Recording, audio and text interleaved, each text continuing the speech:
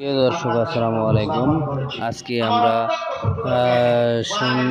শুনবো ও দেখাবো তানোর গ্রামের তানোর পাড়ায় ফুরকানিয়া মাদ্রাসা মাঠে তাফসিরুল কোরআন মাহফিলের ভিডিও।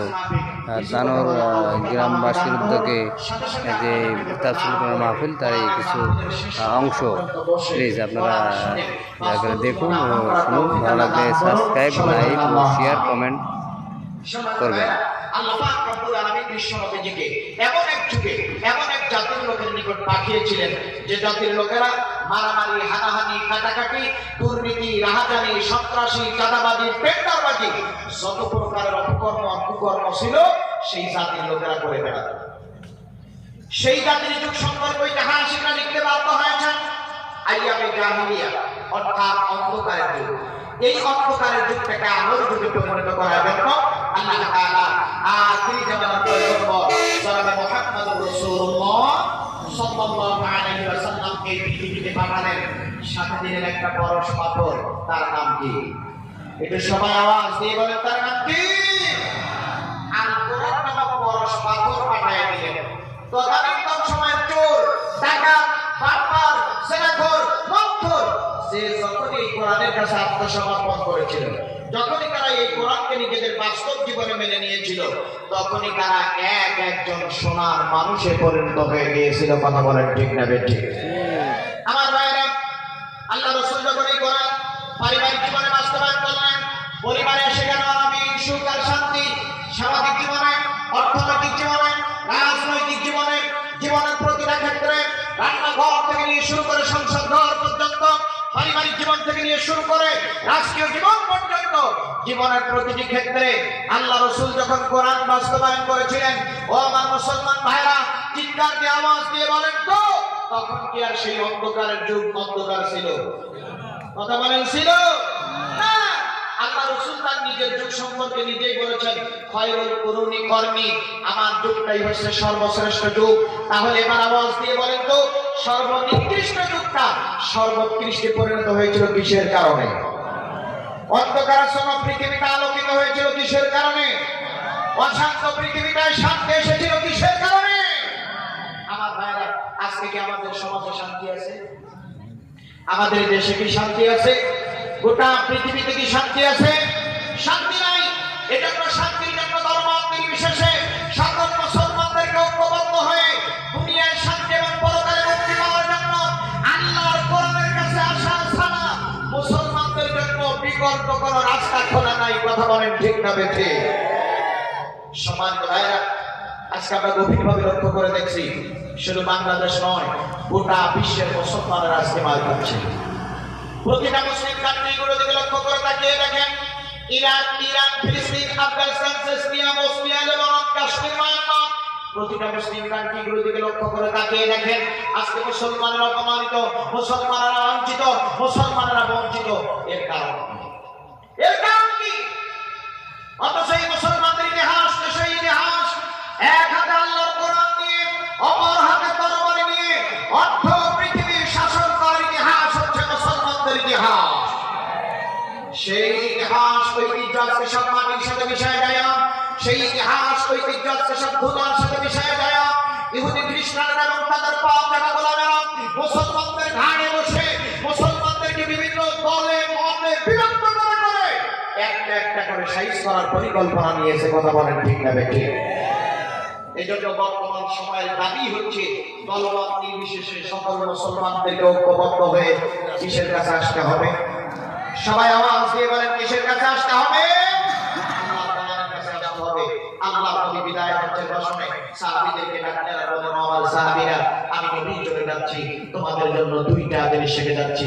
জোরে বলেন, কয়টা? একটু দুই হাত উঁচু করে দেখাই দিয়ে বলেন, কয়টা? কষ্ট হচ্ছে আপনাদের?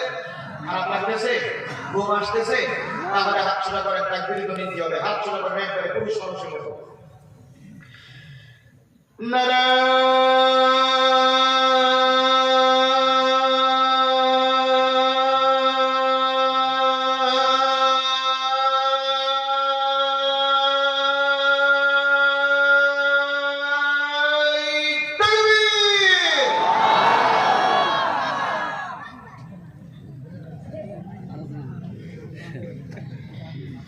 আওয়াজ হবে। এই যুবকদের কণ্ঠের যে আওয়াজ, এদের বিয়ে হওয়ার সম্ভাবনা খুবই কম। আমার ভাইরা এমন করে তাকবীর দিবেন, যারা ঘুমায় গেছে তারা যেন সত্য, আর বাড়িতে যারা ঘুমায় আছে ওরা যেন বোঝে যে মাদ্রাসা প্রাঙ্গণে কিছু একটা হচ্ছে। ওদের যদি ঘুম ভেঙে যায়, ওরা যদি দৌড়ায় এসে কোরআনের মাহফিলে বসে কোরআন শুনে যায়, আপনাদের লস হয়ে যাবে নাকি? ক্ষতি হয়ে যাবে নাকি? আমার ভাইরা আল্লাহু আকবার তাকবীর দিয়ে কি ভয় করছে নাকি? এখন আর সেই আমল আছে নাকি যে তাকবীর দিলে ধরে নিয়ে যাবে, তাকবীর দিলে মাহফিল বন্ধ করবে? বিগত সময়ে আমরা দেখেছি কোরআনের মাহফিলে বক্তা নারায়ে তাকবীর উচ্চারণ করার কারণে বক্তাকে অপমান করে মঞ্চ থেকে নামিয়ে দেওয়া হয়েছে। যে শ্রোতা দাঁড়িয়ে তাকবীর ধ্বনি দিয়েছিল তাকে মার করে রাতের আধারে গ্রেফতার করে মিথ্যা মামলা দিয়ে কারাগারে নির্যাতন করা হয়েছে। কথা বলেন ঠিক না বেঠিক? আমার ভাইরা সেই সময় কি এখন আছে? আমার ভাইরা আল্লাহু আকবার বললে কি কারো সমস্যা? আল্লাহু আকবার কি কোনো দলের বিসি একটা স্লোগান নাকি? আল্লাহু আকবার হচ্ছে আল্লাহর বড়ত্বের স্লোগান। আল্লাহ বলছে তাকবীর, তোমরা তোমার রবের নামে তাকবীর দাও। শুধু কি তাই? আপনি আজকে জন্ম নিয়েছিলাম, আপনার আমার ডান কানে আযান, বাম কানে ইকামত দেওয়া হয়েছিল। আযানের প্রথম বাক্য কি? ইকামতের প্রথম বাক্য কি? দৈনন্দিন 5 বার আপনি আমি নামাজ আদায় করি, মুয়াজ্জিন মসজিদ থেকে আযানের মাধ্যমে ডাকেন, সেই আযানের প্রথম বাক্য কি? Good good. আপনি আমি সুন্নাত নামাজ পড়ি, ফরজ নামাজ পড়ি, নফল নামাজ পড়ি, ওয়াজিব নামাজ পড়ি, আপনি আমি হয়ে কাঁধে হাত দিয়ে প্রথম যে বাক্যটা উচ্চারণ করি সেই বাক্যটা কি? আপনি আমি যেদিন মারা যাব, আপনার নামাজ শিখতে থাকবে, ইমাম সাহেব শেষ নামাজ পড়বে, যে নামাজটার নাম হচ্ছে জানাজার নামাজ, আপনার আমার লাশ সামনে ইমাম সাহেব প্রথম কাঁধে হাত দিয়ে যে তাকবীরটা উচ্চারণ করবেন সেই তাকবীরটা কি? সুতরাং আল্লাহু আকবার হচ্ছে মুসলমানদের স্লোগান, আল্লাহু আকবার হচ্ছে ইমানদারদের স্লোগান, আল্লাহু আকবার হচ্ছে মুমিন মুত্তাকি বান্দাবান্দিদের স্লোগান। এই আল্লাহু আকবারকে যারা নির্দিষ্ট দলের স্লোগান করে চালাতে চায়, এই আল্লাহু আকবারকে যারা জঙ্গিবাদের স্লোগান করে চালাতে চায়, এই আল্লাহু আকবার দিকে যারা কার্পণ্য করে, আল্লাহু আকবারের আওয়াজ যারা সহ্য করতে পারে না, বুঝতে হবে তাদের জন্মের পরে ডান কানে আযান, বাম কানে ইকামত দেওয়া হয় নাই। কথা বলেন ঠিক না বেঠিক? সমান ভাইরা, তাহলে তাকবীর একটা হয়ে যায় নাকি?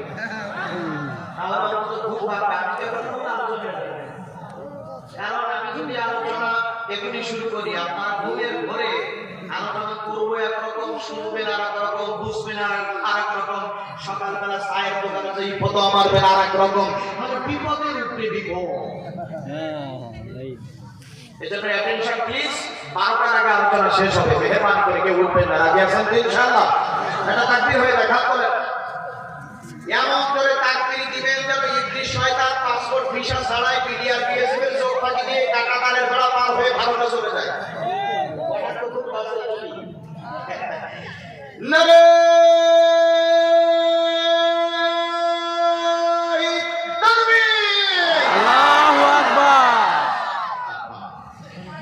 আল্লাহ নবী বিদায় হজ্জের বসনে সাহাবীদেরকে ডাকলেন, বললেন আমার সাহাবীরা, আমি নবী চলে যাচ্ছি তোমাদের জন্য দুইটা জিনিস শিখে যাচ্ছি। তারাক্তু ফীকুম আমরাইন লান তাদিল্লু মা তামাসসাকতুম বিহিমা কিতাবাল্লাহি ওয়া সুন্নাত রাসূলিহি সাল্লাল্লাহু আলাইহি ওয়াসাল্লাম।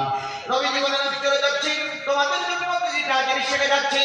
এক নাম্বার হচ্ছে আল্লাহর পক্ষ থেকে নাযিল করা কিতাব আল কোরআন, দুই নাম্বার হচ্ছে আমার সুন্নাত মতাদর্শ হাদিস। এই কোরআন আর হাদিস অনুসরণ করে যদি তোমরা তোমাদের প্রিয় দর্শক মণ্ডলী, আসসালামু আলাইকুম। আপনারা আমাদের তাফসীরুল কোরআন মাহফিল তানোর ফোরকানিয়া মাদ্রাসা মাঠে কিছু সময় আপনারা শুনলেন ও দেখলেন, প্লিজ দেখলেন ও শুনলেন তাফসীরুল কোরআন মাহফিল তানোর ফোরকানিয়া মাদ্রাসা মাঠে তানোর গ্রামবাসীর উদ্যোগে। ভালো লাগলে লাইক, শেয়ার, কমেন্ট ও সাবস্ক্রাইব করবেন। কিছু অংশ শোনানো হলো, কিছু অংশ প্লিজ দয়া করে দেখুন ও শুনুন।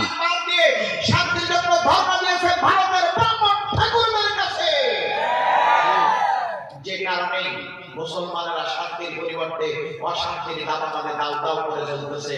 বলেন তো মুসলমানদের জন্য শান্তি দিল্লি না মদিনা? সবাই বলছেন না, আওয়াজ দিয়ে বলেন দিল্লি না মদিনা? শান্তির ঠিকানা সুখেরই আস্তানা, দিল্লি নয় তো সে তো মদিনা। সাথের সুখ পাখি করিতে পারলাম না, আমাদের কপালে বুঝি শান্তি নাই। কথা বলেন ঠিক না বেঠিক?